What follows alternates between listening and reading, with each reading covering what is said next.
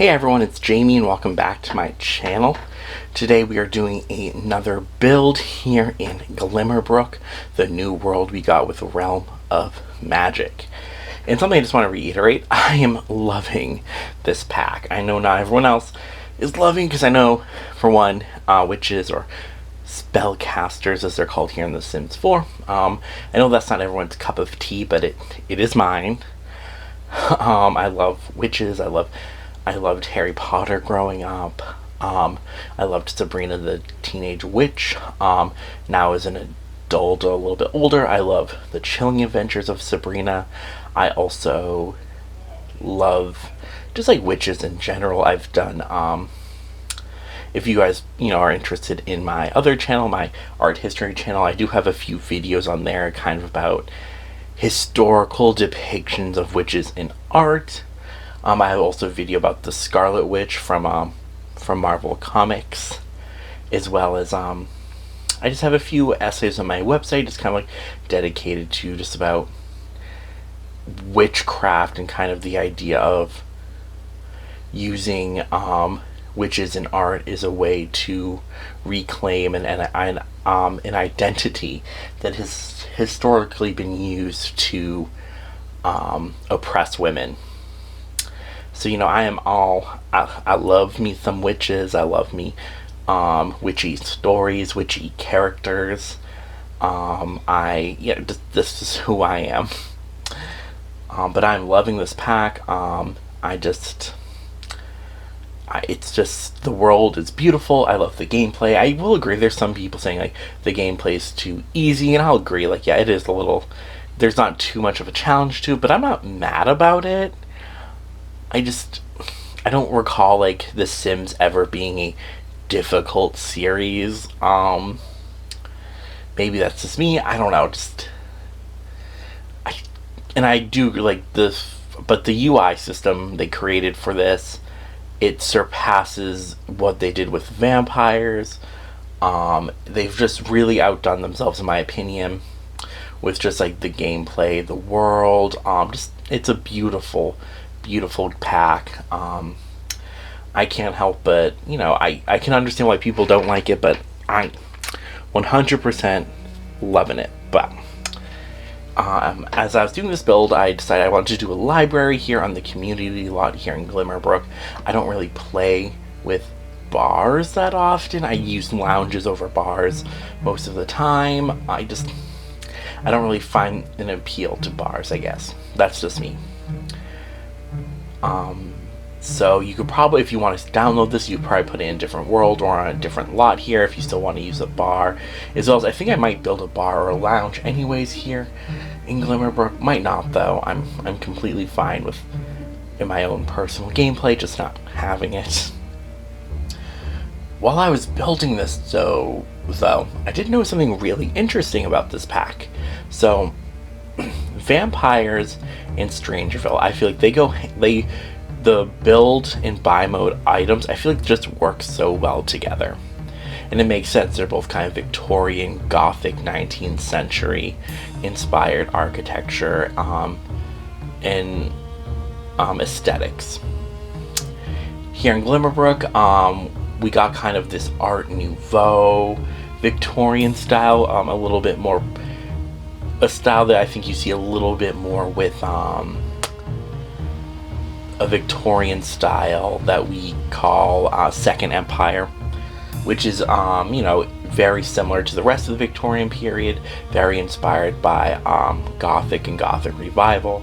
But there is one difference, that being a lot of new Empire style builds are very heavily inspired by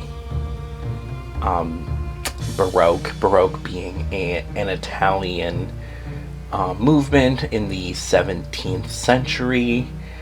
Baroque, you probably all know of Baroque artists like Caravaggio, for example. and the Baroque architectural style, kind of drew some inspirations from Gothic, so it makes sense that there would be that inspiration here, and then later with that style in the 19th century with Gothic revival, and then this specific style of Victorian build.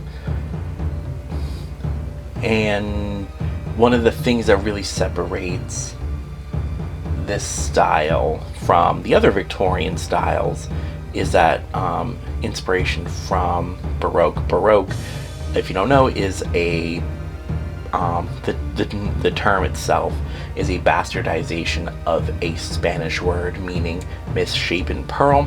It's kind of used as an insult, and it was, the reason for that is the style was very organically shaped in some way. It took a lot of inspiration from organic, naturally occurring shapes. It's very curvy.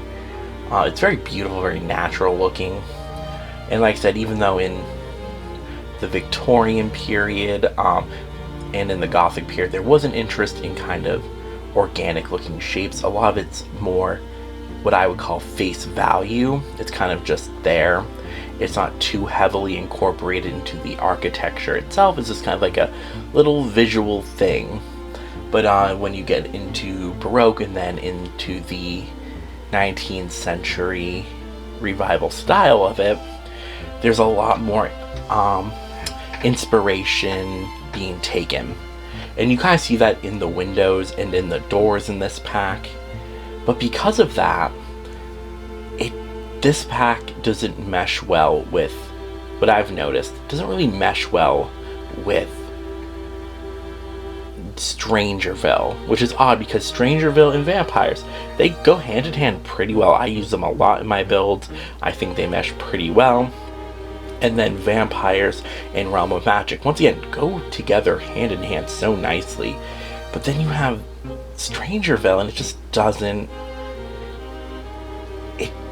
And I think one of the main reasons it doesn't go well with it solely has to do with that in Strangerville we weren't given any windows that had a solid black frame. And I feel like in some ways I would incorporate this a little bit better, and you'll see that because right now I have all the windows white, I believe. And then I switched them to brown. First I switched the stained glass to that purple that we got. I love the purple stained glass that we got with that kind of moon aesthetic to it. I think it's very beautiful. It works. It's so beautiful. I love it.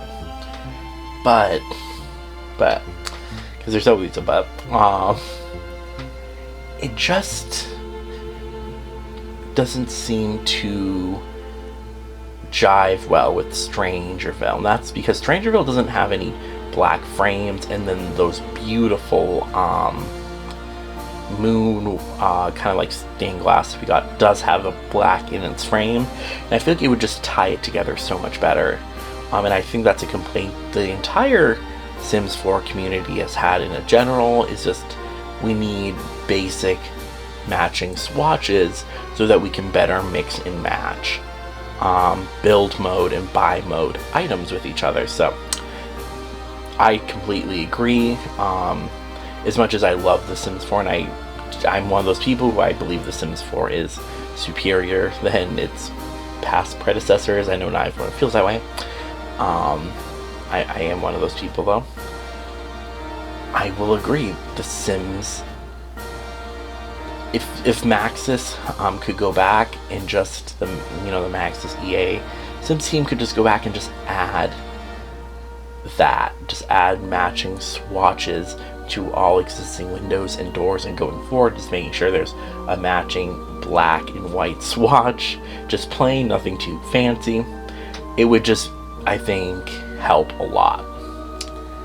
And because you'll see here at the end when we get into the photos and stuff, the brown swatch on the Strangerville windows, as you kind of see here, they're just not dark enough, and you have that black that's kind of going around the other windows, and it's just so upsetting because I just feel like if those windows were black, they would just work a little bit better. I think also I probably could have, just gone away with not using the Strangerville windows, but as you all guys know, if you have followed my channel for a while, I love Strangerville. I think it's the best pack. I love the gameplay. I think the build mode and buy mode items are like the best. Like, I'm like, that is top tier in my opinion. I know not everyone agrees, not everyone loves Strangerville, and I try not to be offended when I hear that, but if the Sims team could just go back and just, I don't know. Anyways, kind of going back and also re-looking at this build as it's watching, some things I'd probably change is I use a very dark brick tile that we got from Vampires, and I kind of wish I'd maybe gone for a lighter one. You'll see, because we have that lighter brickwork in the eaves, is that what it's called? Eaves, maybe?